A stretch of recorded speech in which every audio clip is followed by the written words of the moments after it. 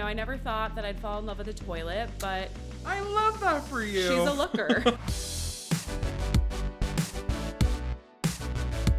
Welcome to the very first episode of Design Defined. I also write a Substack with the same name. We're always talking about design, and we want to bring you into the conversation. If you've been feeling like you want more color, more personality, or just generally more life in your home, I have some great news for you. You are not behind. You are just right on trend. I'm Danielle Blundell, the executive home editor at Apartment Therapy. And I'm Z Christic. I am the senior home editor here at Apartment Therapy. I work with Danielle as her right-hand man. We are known as the opinionated folk in the office. We sit in a fun corner, as our colleagues like to say, but we like to call it the rogue. That feels like a little bit more chic. I just got back from Paris and Orlando. Both destinations, all in 1 month. Well, unfortunately, we're not in Paris, but we are in this beautiful studio space that we've set up for our new show and sitting in some pretty comfy chairs. I have to give a quick shout out to our friends at Pottery Barn. Thank you so much for the comfy official swivel chairs and tables.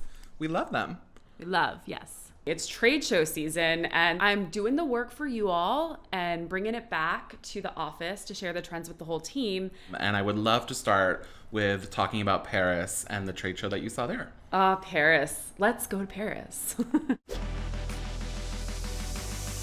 You were obviously at a trade show back in January. You saw a few things of note. I would say feather lighting and pendant lighting was a big find for you. For sure. We're going to talk about the Color Chartreuse, which is having a moment. But why don't we start with feather lighting? I was just gobsmacked when I saw Corey Damon Jenkins' new collection for Eichholz. There was this beautiful tiered feathered pendant. It was made out of glass and brass.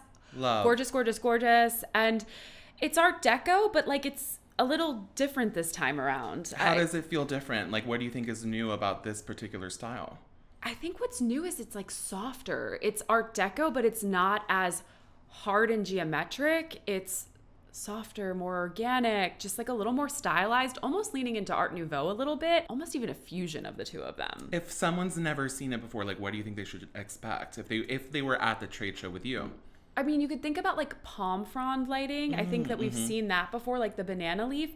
This is just a slightly more exquisite jewelry-like version of that. So that's what I would say. Yeah, I need some of that energy in my home stat, even though I know it's not exactly summer yet, but I feel like it feels very spring summer. Yeah, it's a very ethereal look. So I totally get what you're saying there, and I think you're totally right, and maybe that's what we all need right now. I appreciate the permission, because I feel like sometimes people feel like that's a tropical look for down south or for an island, but we're seeing it more in apartments and homes everywhere, right? 100%, and that's why the feather is so much easier to use, because it doesn't have that specificity of a palm frond. Yeah. So that's exactly right. Yeah. But speaking of palm fronds, the Color Chartreuse is back. I need you to tell me all about what you saw, because personally, myself, I'm a little afraid of the color, but I'm ready to be convinced otherwise. Well, I understand that. It is kind of a polarizing color, but these shades were less like slime and more like lime. Yeah, exactly. Okay. Exactly. So everybody had it in their collections. Schumacher, their Paris Atelier did a whole collection with it. Liberty of London, they had it. And, here's the thing, are you going to color drench your house chartreuse? Probably not. I mean, I think someone could do that. It would be fabulous, but it's very specific. My thought is, why not a pop, right? You could have a pillow, you could have some trim, maybe you do an ottoman in that color. It's a great accent color. And I think, again, it's that nature, the influence of nature, but just a little more stylized. What I'm hearing from you is that we're seeing it more as an accent in an upholstery, in wall colors. We're seeing it in wallpapers. We're feeling like people are bringing it in as the accent of the season. 100%. And I think decor too, little accessories, maybe a vase, a pot, a planter, that kind of thing. So yeah, just at the lamp, you could do any of those things. And then Love it. I think it does lean, here's the thing. I think chartreuse can actually be a color that can be more minimalistic, and that's your one wow moment or the one spark. But it is a little bit more of a maximalist vibe. I think a color that's so strong and has that big personality in and of itself that you only really want the pops of it unless you really want to go chartreuse. And that brings me to another I support trend. you, by the way. If that's you out there, you're going to show us an image. You're going to write us an email with your chartreuse room. I'm with you. Yeah, show it to us. We want to see it. But yeah, so maximalism, I think we've seen that in personality kind of trending more too. Which brings us right to trimmings. Yes. I was going to ask you because, you know, I'm a big fan of like a small detail that makes you do a double take. And I think it's really exciting to see how trimmings are coming back into focus. Things like Fringe, things like, what else did you see in Paris? Well, let's call them Passementerie. Oh. Okay, that's the fancy French way. I mean, I'm probably butchering the pronunciation. I mean, you're doing better than I would. Passementerie. What that is, though, is just like bits and bobs and fringes and, you know, little palm fringe and a little bit of just decadence. And you're exactly right. It's that detail. And I think what's so great about this trend, for those of you out there, we saw it at Samuel & Sons, who've been doing it for forever, but even saw it at Maison from just any old furniture vendor too. I mean, everybody seemed to have a little bit of fringe on top, and we loved it. The reason it's so great is that it's a wonderful DIY, right? Right. You buy the ribbon, you buy the trim, whatever you want to do, and you just tack it right on. Sometimes, I mean, of course you can sew it, but sometimes it's even smart to do it with like a tape, so it's reversible sometimes. So that's why this is a good one, right? Because it's like high impact, but kind of like low stakes. Yeah, I mean, I think we'll definitely see it in showrooms, but it's exciting to see and hear that, you know, we might be able to just retrofit some trimmings onto the pieces we already have in our home. Exactly. It's definitely one that I think people can buy, but also do themselves. And then that brings me to sort of the next one that I don't think we talked about yet. Lemons. Yeah. Lemons. AMSR. Lemons. Yeah. I think you have a career in that. I said earlier, right, lime, but I think like lemons. And of course these shows were in France, but like Italy's the moment right now. So we were in France, but there was so much of that Amalfi Coast Italian kind of influence. I saw a picture by I think Potosi Home that was completely covered in lemons and very sculptural, very 3D, which kind of brings me back to the feather trend, like a lot of sculptural pieces, but in this case, really literal. So lemons, and then Bordalo Pinheiro, which is the Portuguese company that makes the cabbage ware that's been kind of everywhere. Yes. I actually think that like low key, the cabbage, even though I do collect that, is taking a back seat to some of these other motifs because they had tables after tables set with all of these sort of like citrus fruits, right? So, and I think love that for a dining moment. I feel for a dining moment, it's perfect. Yeah, I was gonna ask you like where you were seeing it, but I feel like for me, I think of the dining room, but it could be everywhere. But I think you're right to think dining room. Kitchen is great too. I think it's a perfect fit there. But there are fabrics like this too. So Perennials, they did a whole collection called La Dolce Vita, and that was all sorts of stylized and kind of like even a little bit more abstract versions of it. So I think you can find a way to make the citrus or sort of the Italian Amalfi Coast trend work for you. And then, you know, your home turns into a little bit of a visual vacation as you're, you know. I need that. A visual vacation, a real vacation, all of the vacations. We'll take either, right? But I love that because one of my favorite sayings is like, when life gives you lemons, turn it into lemonade. So I feel like I'm gonna hop on the lemon train. Turn it into stylish lemonade. Exactly. Yes. Exactly. And then not so far off of that, right? Because we were talking about the Amalfi Coast, just to bring it all back with our like final trend. Under the Sea Motifs. And I think what was really cool about what we saw over there in this regard is that it's not the like anchors and like the knots, you know, and the rope and like what you sort of, that traditional nautical, which by the way is still great if you have, you know. I personally love it. My family is from Maine. Yeah. So I grew up with all of that. I feel like I love like a good anchor motif or I don't know, like jute rope, woven rope. I'm into it. But it's nice to hear that something new is happening there. Yeah, it's just like a little bit more refined, I think. And again, all those other things that you mentioned are great, especially at a beach house, coastal setting, or if you really want your home to kind of reflect that, no matter where you live. But this time around, it's like more shells and mollusks and, you know, not quite as on the nose, right? It's a little bit more abstracted and a little bit more exactly what I said, refined. Right. So yeah, so that was like, I love that. But where are we seeing shells and mollusks? Where am I putting them?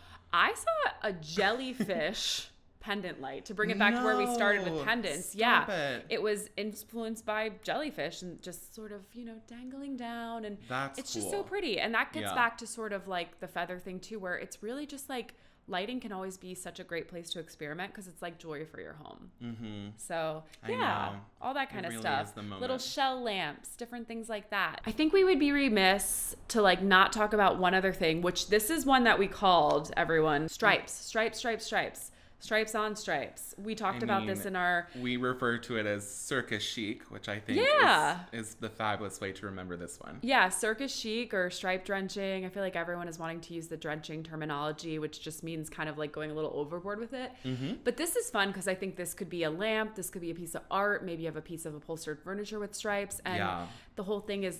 They don't have to just be cabana stripes, which are obviously really classic and beautiful, and we love a cabana stripe, but this could be ticking stripes. This could be very, very thin stripes like that. It could be very, very large bands. So just bringing the energy of a stripe, because I think that's what a stripe does. It's classic, but it just injects a little bit of energy no matter where you put it.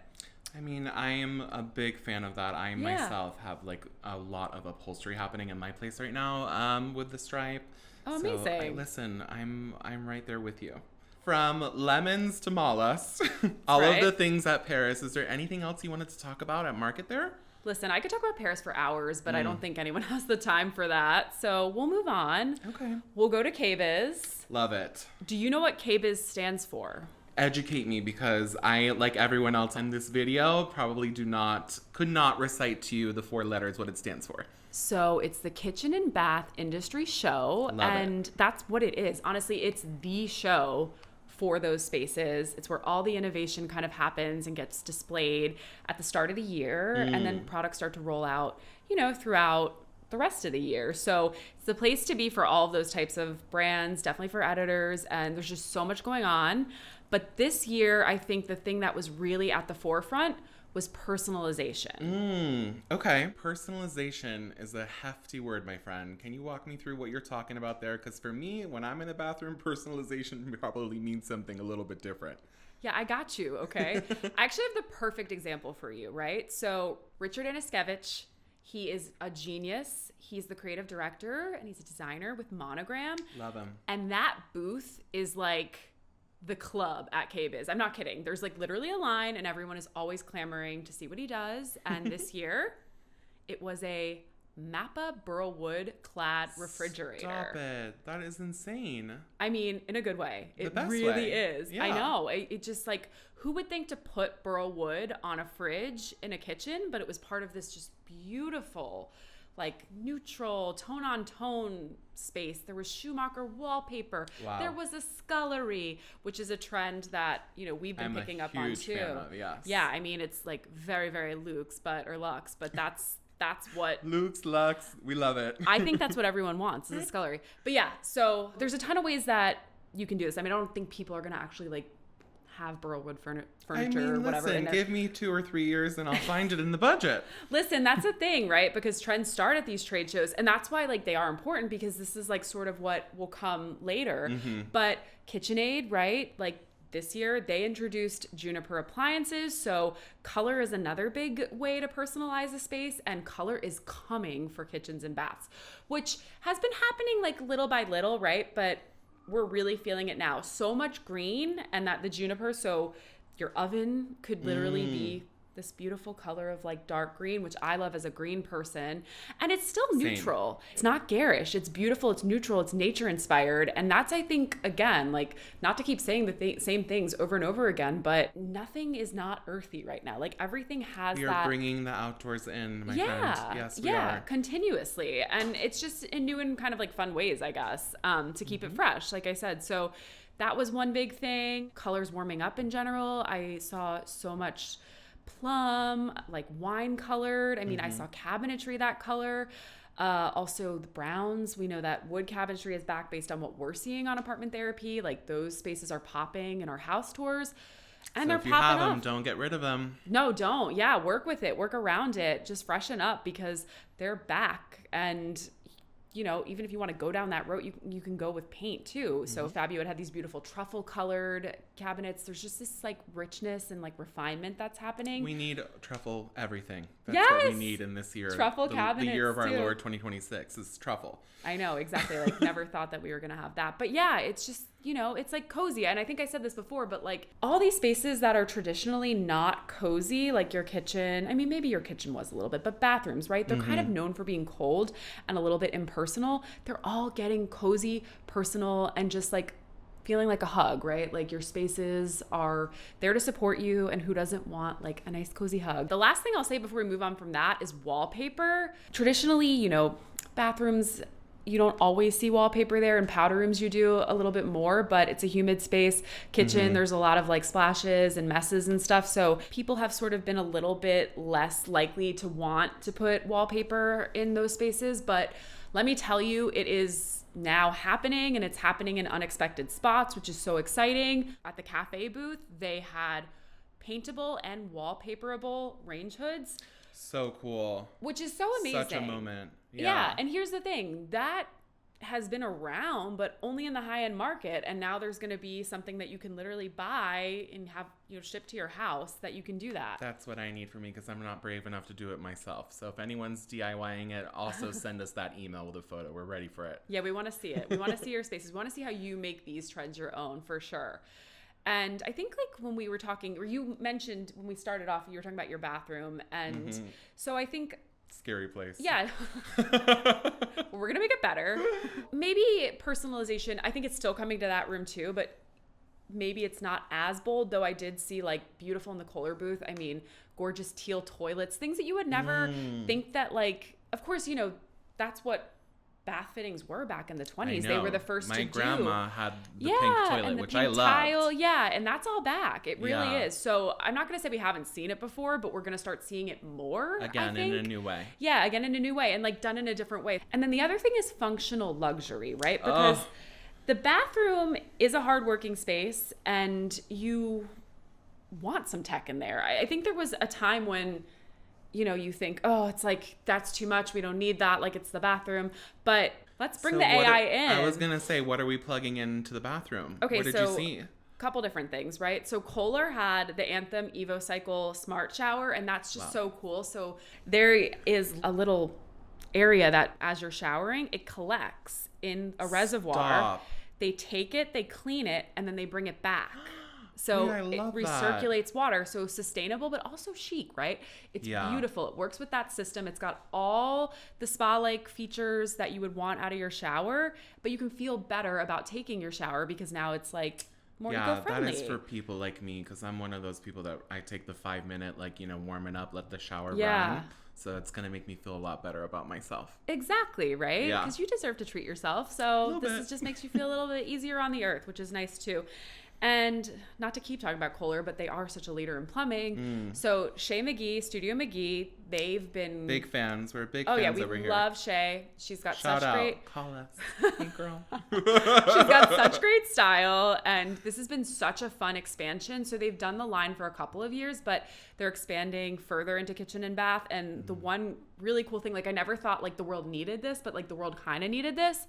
She is making a smart toilet that still looks a little traditional, because right now they look like spaceships. They really, truly do. Right? I have been myself like to the no shade, no tea, but to the Toto showroom, and that place it feels like, you're right. The Jetsons is the vibe, and I don't know if it's for me. So. I mean, their toilets are amazing, but if you have a bathroom that you want to go a little more traditional in, it can look a little bit out of place. Like a sore thumb. Yeah. So this is going to be beautiful, and it has like kind of a molding looking edge because she was very inspired by moldings and traditional settings for this past collection that she did. You know, I never thought that I'd fall in love with a toilet, but I love that for you. She's a looker. She's a looker. So you don't have to compromise anymore. And I think that that's the thing. Like if you want something to be eco-friendly, or you want something to have like smart features, you can still get that classic look, or you can lean into the contemporary look if that's like more your thing too. Right. And then I know we've been like kind of talking more about bath, but I'd be remiss to not mention the Sharp Celerity. This thing can cook a chicken in 30 minutes. A whole chicken in 30 minutes. Tell me more, because again, I feel like you're reading everything that I need in my house this year. I mean, so it's a great second oven, but I think in smaller spaces, it could be your primary oven. And it's just got all these functionalities, all these modes. And so like these days, like you're just pressing a button and you're coming back and the whole thing's done. Wow. Oh, and by the way, like with many of these smarter ovens too, like you can check in on your food with a camera. It can give you recipes. I mean, it's like having a sous chef in your appliance. It's like a Ring camera, but in your oven. Kind of, yeah. So, Love that is it for done? everybody. Is it not done? You don't have to walk downstairs anymore. I mean, it's just so intuitive. And I think you're seeing that in the laundry space too. So we saw so many machines, kind of the same thing. You get notified when your laundry's done.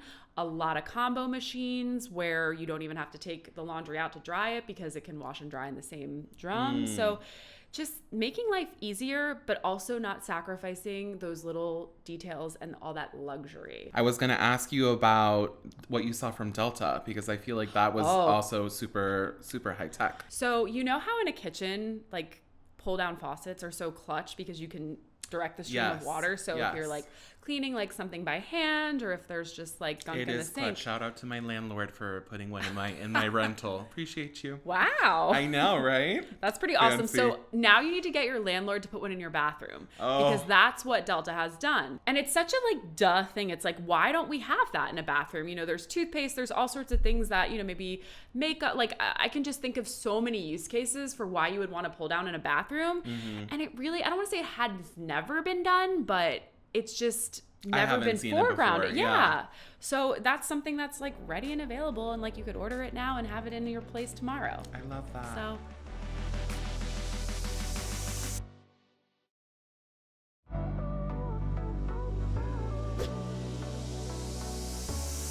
We've covered a lot so far, but I'm going to take a moment to remind everybody watching that actually a lot of this information we covered in our own survey, which we do every single year. Every year. State of Home Design. Yeah. We launched it in December this year for 2026. Many of the things that we covered with over 140 designers included some of the tidbits and trends that you were seeing out and about in market, including a lot of what you told us about kitchens. And let me just say, like, our report, if you haven't checked it out, it's like our Super Bowl. Like, this is the thing that you need. You should read a lot of Apartment Therapy, but if you never read anything else, like, this is you the should one thing. Get this report because it's really great. There's so much information, jam-packed. Personally, as I am going to remember now Personally. forever, personalized kitchens. That's the buzzword. Personal. I'll say it 3 times. And let me just say, like, our report, if you haven't checked it out, it's like our Super Bowl. Like, this is the thing that you need. You should read a lot of Apartment Therapy, but if you never read anything else, like, this is you the should one thing. Get this report because it's really great. There's so much information,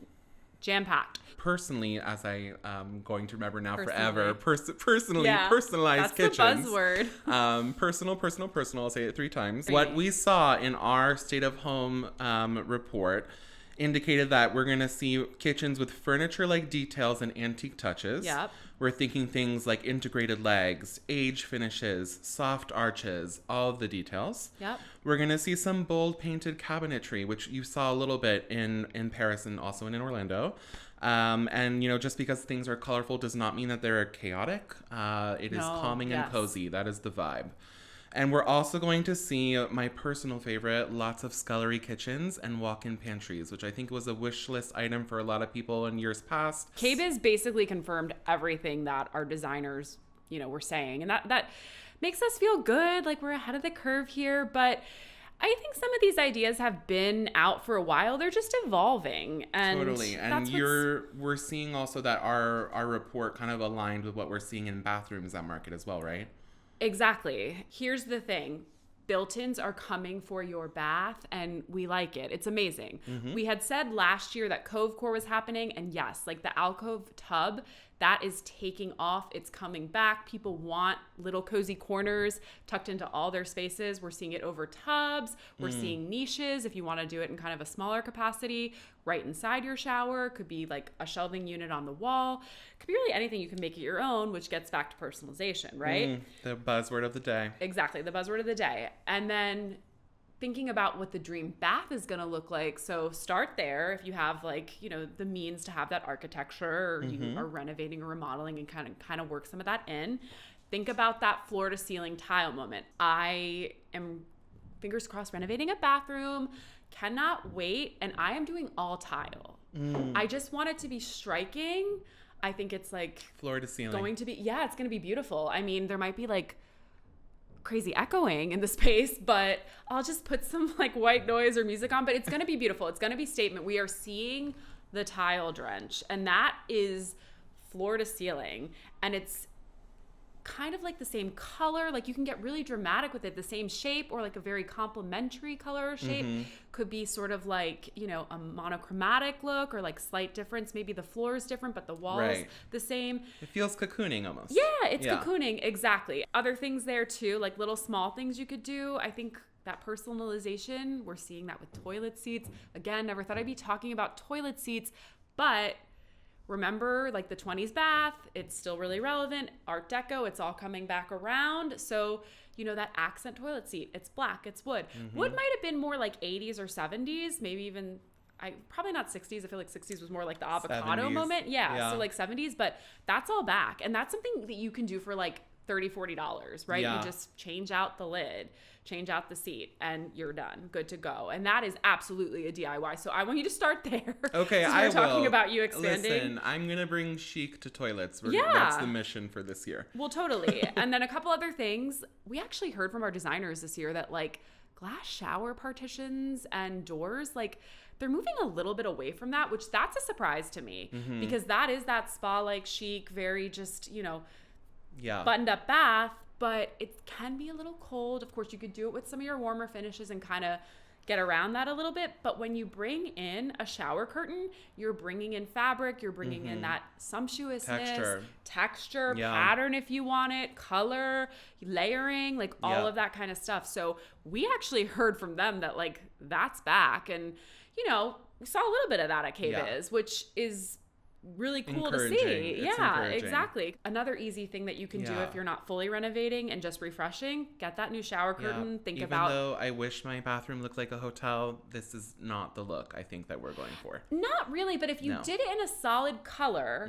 like come with me on this journey. You did it in a solid color potentially, and let's say glasses out. Did two potentially, right? And maybe you bring a window treatment in instead of the shower curtain, like a traditional shower curtain, so you're getting more pooling of fabric. Of course, you don't want it to be like a tripping hazard, but something a little more dramatic. It kind of could feel a little hotel, you know, but you have to do it a certain way if you want to go after that. You're absolutely right. Finally, color.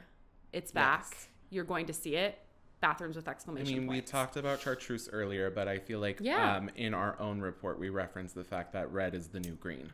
Yes. If you think about it, it's not like super, super shocking because there was that unexpected red theory that kind of blew up on social media. It was all over my feed. I don't know if it was on yours, but just like adding that pop of red. Yep. But I think two things are happening. I think now people are back in love with red, and it's kind of taking over, creeping in a little bit more in larger ways in spaces. The pop is still very relevant.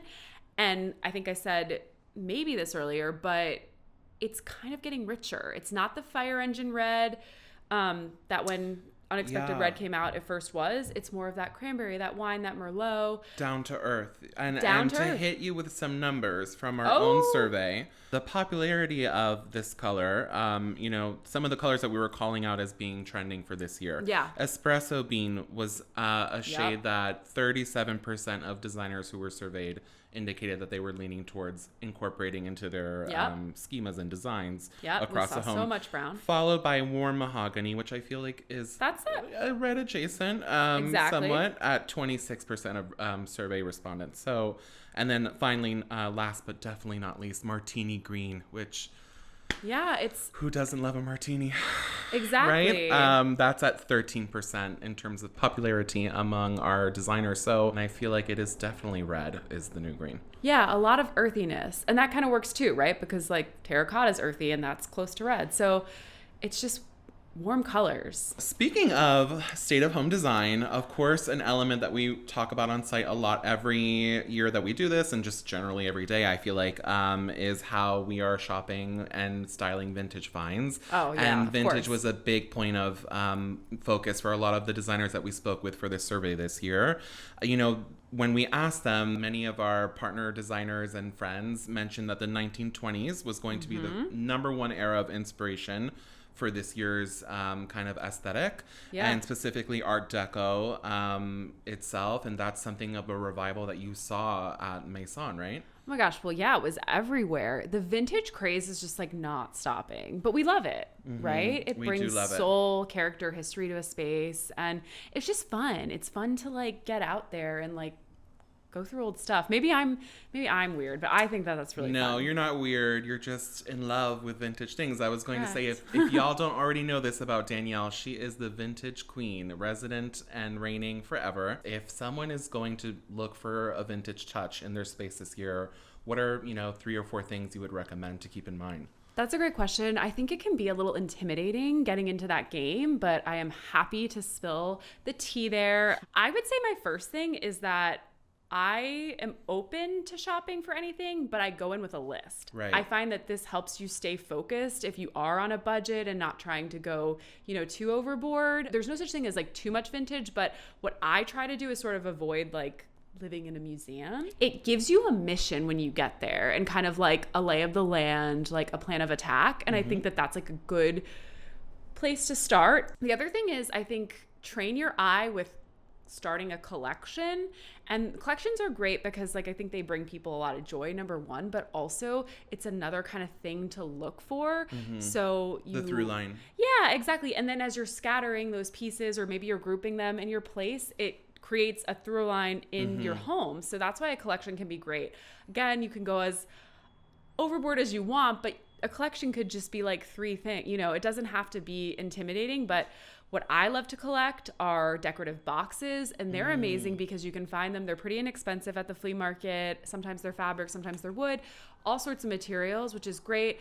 They bring texture, dimension, and then they're like a great place to hide things, right? You throw one on your table in your coffee table, and there's your remote. It hides your remotes, or it hide whatever. Yeah. They're great on a nightstand for hiding all the little bits and bobs there too. So I think decorative boxes. Sometimes I collect shells, and that gets back to the Art Deco kind of like vibe. Of it all, yeah. So yeah, just like start a collection, look for those things. That'd be a second tip of mine. I actually think low key, here's a hot tip: thrifting on a rainy day or like a not so great day is actually amazing because the vendors are motivated to move the product because they're seeing fewer customers. So you might like scoop up some extra Snag great a deals deal, that way. Yeah. So don't be deterred by the weather. I think that actually could really work in your favor. The rainy day discount, we won't forget it. Speaking of vintage, earlier this spring, I hope I'm among good company and with friends when I share that I binged Bridgerton in about like a day and a half, if I'm being honest. It was a weekend affair. It was really lovely to see kind of the maximalism of it all come to life. I would say like coincidental that we're seeing this kind of appetite for, really rich interiors at the same time when shows like Bridgerton are on the screen, when we're all obsessing over the next drop of the Gilded Age, when kind of the grandiose interiors are having their moment on shows.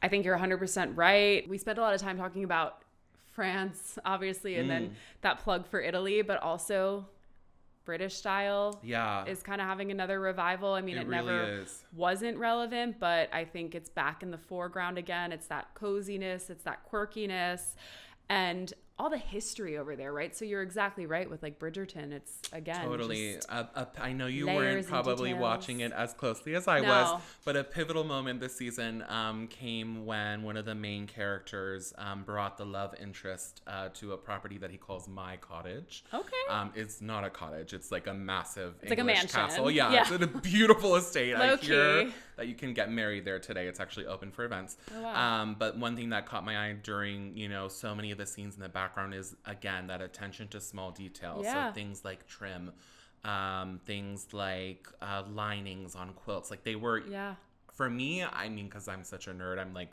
investigating the scene as I'm watching, and I'm clocking those things. But I just feel like in some way our industry is really being informed by what's popular on screen at the moment. Like I wouldn't be surprised if a lot of what we were talking about today came from a show like Bridgerton. Yeah, and it goes both ways, right? Like nothing exists in a vacuum in design. And that's like literally why we wanted to do the show, because it's just so fun to like see what you're seeing at market and then kind of make it feel real for people. help people train their eyes so then they're watching Bridgerton and they're coming to the same conclusion that you are, which is like the best moment because design is so fun. Yeah, like, I was going to say, if anyone is on the Bridgerton train and feel like you are actively remaking your house or home to feature some of what you saw on the show, I'm right there with you. Yeah, we want to see pictures of that. We would love, my inbox is open to discuss all things Bridgerton and everything that you're buying to turn your home into my cottage, because that's the journey that I'm on right now. Love it. More toile, more trim, more so everything. much toile. Well, Danielle, my friend, that's our first show. We've come to the end. We've come to the end. We hope that you're leaving here with a little bit more confidence than you came in with. I certainly am. We don't want to push trends on you. We just want to like present them, and maybe you'll be inspired, and it really can be more doable than you think. It definitely is. And again, my name is Z Christic. And I'm Danielle Blundell. Thanks for watching Design Defined. Subscribe to Design Defined on Substack. The link is in the show notes. If you have a burning design question or just want to chat with us, please hop into our comments down below or send us an email. We would love to hear from you, and we genuinely want to know what you guys are curious about. And subscribe so you don't miss the next one. See you next time. Bye. Design Defined was produced by Karis Danish with help from Vixen John. It was edited and filmed by Vixen John. Our set designers are Vicky Wasick and Maya Borrero. That's it for Design Defined. I'm Danielle Blundell. See you next time.